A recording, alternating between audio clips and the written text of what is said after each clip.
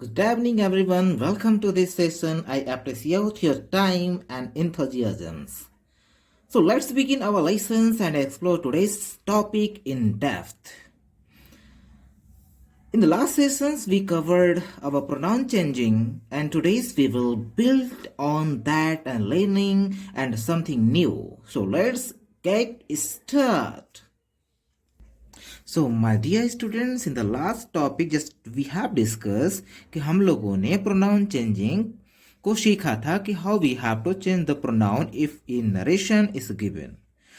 तो प्यारे दोस्तों, आज हम ये सीखने जा रहे हैं कि हम टेंस की चेंजिंग कैसे करेंगे. That means how we have to change the tense. So I promised you all that I will tell you a short trick if you have not a well knowledge about the tense, but don't worry, I asked you that you also will able to change the tense. So जैसा कि मैंने आपसे कहा था कि आज हम ये सीखने वाले हैं कि टेंस की चेंजिंग कैसे करते हैं. बिकॉज यू नो दैट कि इफ आवर रिपोर्टिंग वर्ब, अगर हमारा रिपोर्टिंग वर्ब है, अगर यह पास्ट टेंस में दिया गया है, रिपोर्टिंग वर्ब अगर पास्ट टेंस में दिया गया है, तो यू नो दैट कि the tense of reported speech will be changed.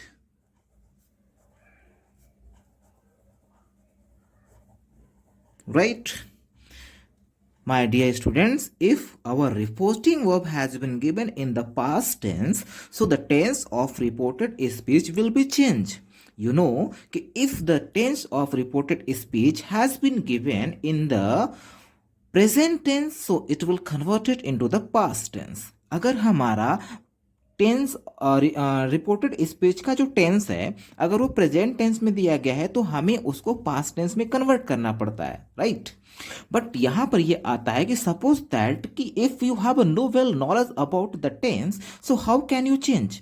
अगर आपके पास अच्छा ज्ञान नहीं है टेंस का, तो आप टेंस को चेंज कैसे करोगे. बिकॉज यू नो कि present indefinite tense also will be converted into the past indefinite tense. अगर आपका present indefinite tense reported speech में है तो उसको आपको कन्वर्ट करना होगा पास्ट टेंस में. रिपोर्टेड स्पीच के अकॉर्डिंग आपको उसको करना पड़ेगा पास्ट टेंस में, राइट. बट यहां पर यह रिक्वायरमेंट होती है कि आपके पास सबसे पहले प्रेजेंट इंडेफिनिट टेंस की नॉलेज होनी चाहिए कि प्रेजेंट इंडेफिनिट टेंस कहते किसे हैं. इसके बाद आपको दूसरी रिक्वायरमेंट होती है कि what is the past indefinite tense. That is why you can change present into past. I am right? Okay. Means suppose just this is the structure of the direct narration, like a subject plus reporting verb, after that object and comma, inverted comma, again subject plus verb, and now the object and other word, right? Other word and inverted comma close full stop. So मेरे प्यारे बच्चों, ये है आपका indirect narration का structure. Okay, so this is the structure of a direct narration. Clear? Okay. अब problem यहां पर ये आती है कि if suppose your reporting verb means just this is a reporting verb. If reporting verb has been given in the present tense, suppose कि this reporting verb has been given in the present tense or in future tense. If your reporting verb has been given in the present tense or the future tense, so remember one thing, there should not be the change of reported speech. Means कि the tense of reported speech will not be changed, right? Will not be changed.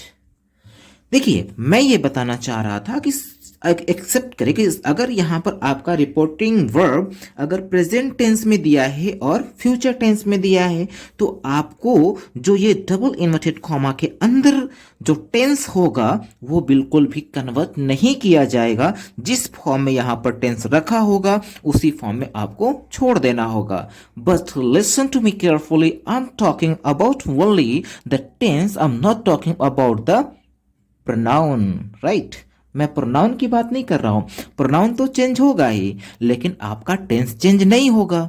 But problem is here कि first of all just you have to know about the tense. आपको tense तो जानना ही पड़ेगा ना, कि यहां पर प्रेजेंट टेंस मैंने लिख दिया प्रेजेंट टेंस और मैंने यहां पर राइट किया फ्यूचर टेंस। ओके, सो अब यहां पर प्रॉब्लम ये फिर से आती है कि आपको टेंस पता होना चाहिए। And before the starting in the beginning in the first part of the video I asked you all that you have to well knowledge about the tense if you started learning about the narration, right?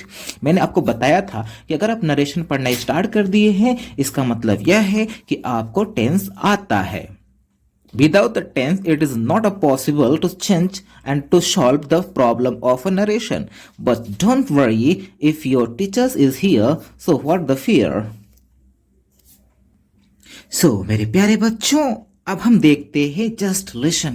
मैंने आपसे कहा था कि आपको tense आता हो या नहीं आता हो, I make you trained to solve this type of the problem. मैं आपको ऐसा बना दूंगा कि आप इस प्रॉब्लम को बहुत ही इजीली सॉल्व करेंगे। So watch this video to till end, आपको अंत तक देखना पड़ेगा। Okay, so very carefully just you have to watch. अगर आप स्किप कर करके देखेंगे तो आई do not promise that you can learn properly, so listen carefully। आप ध्यान से सुनते रहिए। देखिए, अब यहां पर प्रॉब्लम ये आती है कि हाउ वी कैन आइडेंटिफाई कि which is the present tense and which is the past tense. तो मैं बस एक चीज आपको बताऊंगा and now you have to focus on the things. उसी थिंग्स पे आपको फोकस करना होगा। आइए, द फर्स्ट थिंग्स यहां पर ये होता है कि how can you identify the tense. तो यहां पर पहली प्रॉब्लम यहां पर ये आती है मेरे प्यारे बच्चों कि अगर आपका जो वर्ब होता है, अगर वर्ब में एस या ई एस लगा होगा, सपोज कोई टेंस दिया हुआ है और उस टेंस के जो वर्ब यूज किया गया है उस वर्ब में एस और ई एस यूज किया गया है, तो आपको यह समझना होगा कि this is a present indefinite tense, right. This is a present indefinite tense. देखिए, मैं आपको अब पूरा का पूरा टेंस नहीं पढ़ाने वाला, राइट। मैं पूरा टेंस तो पढ़ा नहीं सकता ना यहाँ पे, बट डोंट वरी, मैं पूरे टेंस को भी कवर करूंगा। लेकिन यहाँ पर केवल आपको ये फोकस करना है कि प्रेजेंट इंडेफिनिट टेंस होता क्या है। तो यहाँ पर आपको एक ट्रिक है कि अगर आपको कोई टेंस मिलता है रिपोर्टेड स्पीच में, जो यहाँ पर मैंने स्ट्रक्चर बना रखा है, अगर इसमें कोई टेंस ऐसा मिलता है आपको, तो first of all you people will have to focus on the verb. आप केवल इसके ऊपर फोकस करना। अगर देखना कि यहां पर जो वर्ब यूज किया गया है इसके एंड में एस और ई एस का यूज किया गया है, so it is definitely will known as a form of present indefinite tense, right. Next point, if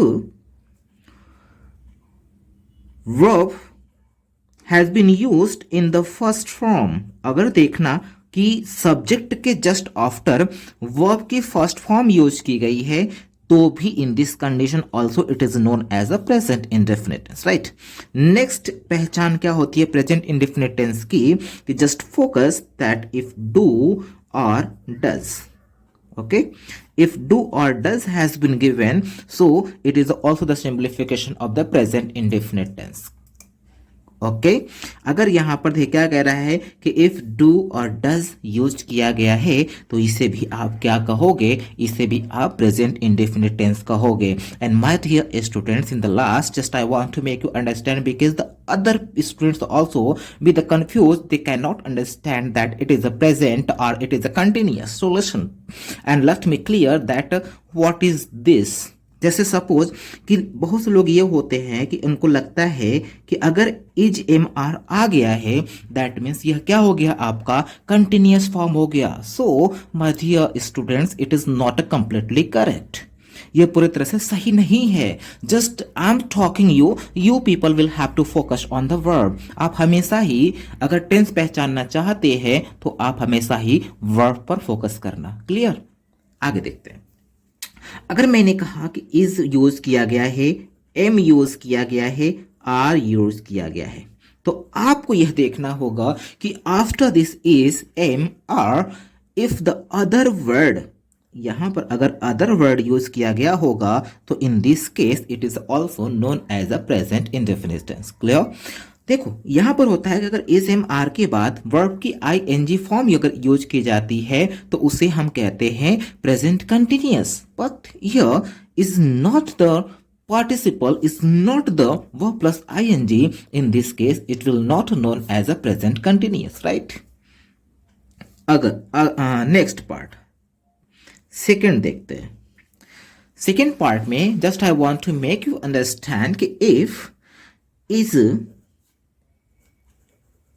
M are, is am are has been given, और इसके बाद अगर वर्ब में आई एन जी यूज किया गया हो तो my dear friend it is known as a present continuous, right? इसे आप क्या कहोगे? ये है आपका प्रेजेंट कंटिन्यूअस टेंस। आप देखिएगा कि अगर इज एम आर के बाद वर्ब की आईएनजी दिया गया है तो इसे आप कहोगे कि it is known as a present continuous tense. Clear?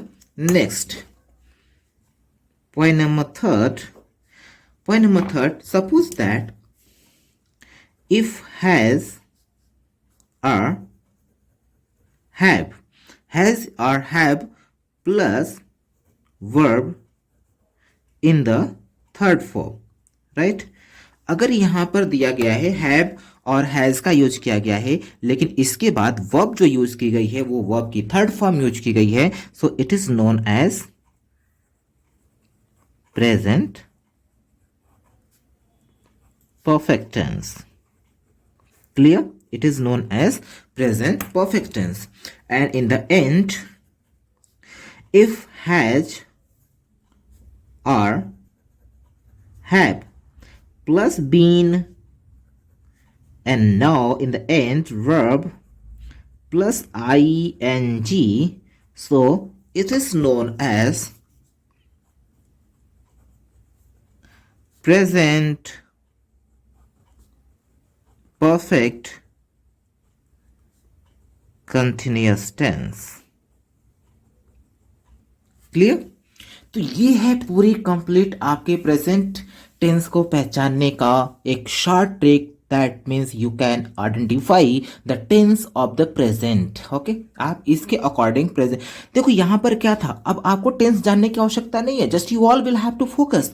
इसी एक नजर में आप देख लो and you also can be identify the present indefinite tense. Is very easy, बहुत ही आसान है समझ पाना, है कि नहीं? Okay, and now in the next and about the future tense,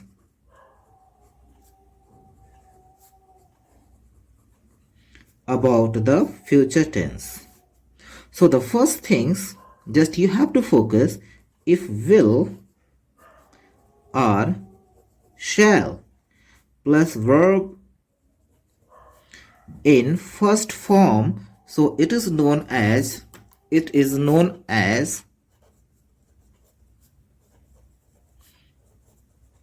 future indefinite tense. Clear? Next, will or shall plus be and now verb with ing. Clear?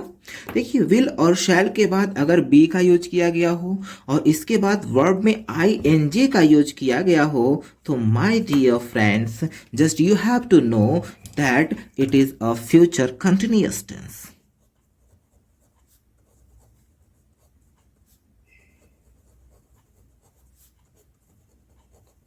Clear? Next, point number third, if will and shall plus have, and now verb should be in the third form, so it is known as future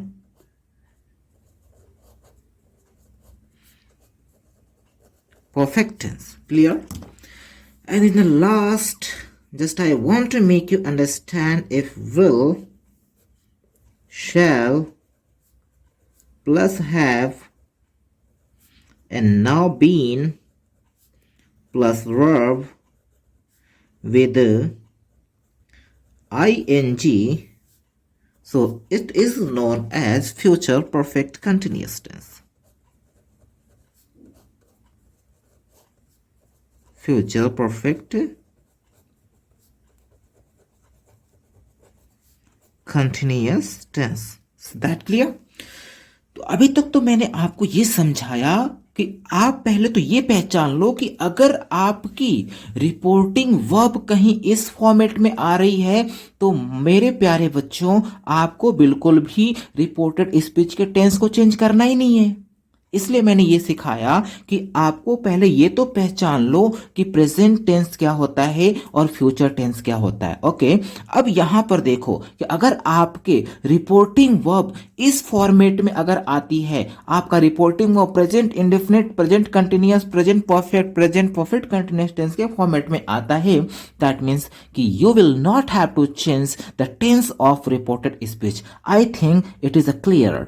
मुझे लग रहा है कि ये बातें आपको समझ में आ गई होगी। So let's understand through the example. आइए कुछ एग्जाम्पल्स देखते हैं और उसके अकॉर्डिंग समझने की कोशिश करते हैं। तो मेरे प्यारे बच्चों, देखिए मैंने आपके लिए कुछ एग्जाम्पल्स लेकर के आया हूं और देखते हैं कि हम लोग इसको कैसे इनडायरेक्ट नरेशन में कन्वर्ट करते हैं। So the first of all, just you all will have to focus about the reporting verb. देखो, सबसे पहले आपको ये करना होता है कि अगर डायरेक्ट स्पीच मिलता है तो आपको इसमें ये देखना होगा कि आपको कौन कौन से पॉइंट को चेंज करना होता है। सो माय डियर स्टूडेंट, पहले आप ध्यान देंगे पहला पॉइंट जो कि रिपोर्टिंग वर्ब होता है। ठीक है, just focus on reporting verb because the reporting verb will be change first. सबसे पहले रिपोर्टिंग वर्ब चेंज होती है, आफ्टर दैट कॉमा। आप ध्यान में रखे रहना कि कौन कौन से पॉइंट को आपको चेंज करना है, बस इतना ध्यान रखेंगे कि just where you all will have to focus and where we have to change the things. कौन सी चीज पे आपको फोकस करना है और कौन सी चीज चेंज होती है, बस उसके ऊपर आपको ध्यान से समझने की जरूरत है। तो देखिए, सबसे पहले रिपोर्टिंग वर्ब चेंज होती है, इसके बाद कॉमा चेंज होता है, एंड मेरे प्यारे दोस्तों इसके बाद आपको देखना होगा कि जो टेंस होता है ना, रिपोर्टेड स्पीच का उसे चेंज करते हैं, and now the pronoun change करते हैं। ठीक है, बाकी और भी चेंजिंग होता है, but now we have to focus on this four. इन्हीं फोर पर अभी हमको फोकस करना है। Is that clear? Okay, so आइए हम लोग यहां पर देखते हैं। मैंने यहां से कहा था कि just listen to me carefully कि अगर आपका रिपोर्टिंग वर्ब प्रेजेंट या फ्यूचर टेंस में होगा तो रिपोर्टेड स्पीच के टेंस में कोई परिवर्तन नहीं किया जाएगा। क्लियर? चलो यहां पर देखिए, जो ये लिखा गया है, सबसे पहले आपको रिपोर्टिंग वर्ब देखना है, तो says is a reporting verb. And मेरे प्यारे दोस्तों यहां पर क्या है कि से में एस का यूज किया गया है, that is why it is known as a present indefinite tense. और जैसे ही आपको ये दिखे कि ये जो आपका रिपोर्टिंग वर्ब है, अगर ये प्रेजेंट इंडेफिनिट टेंस में दिया गया है, तो आप अपने ध्यान में तुरंत बिठा लीजिए कि फिर इसके अंदर जो आपका ये रिपोर्टेड स्पीच है, इसके अंदर टेंस में कोई भी परिवर्तन नहीं किया जाएगा। बात समझ में आ गई होगी। अगर यहां पर ऐसा होता कि जो सेज है, अगर ये सेड होता तो यहां पर जो हैज गॉन है, ये हैज को हम हैड में कन्वर्ट करते। Is that clear? यहां पर हैज को हम हैड में कन्वर्ट कर देते, लेकिन मेरे प्यारे साथियों यहां पर जो सेज है वो प्रेजेंट इंडेफिनिट टेंस से है, that is why there will not be change in the tense of reported speech. तो इसको कैसे बनाएंगे, आइए देखते हैं। तो सबसे पहले आप राम को लिख लेंगे वैसे ही, because it is a subject.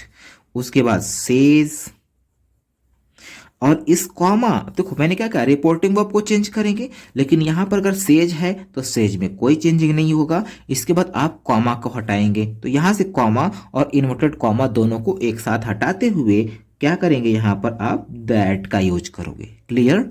Hari, Hari name है, इसीलिए इसमें कोई परिवर्तन नहीं होगा। अगर हरी की जगह पे कोई प्रोनाउन होता तो वो भी चेंज हो जाता।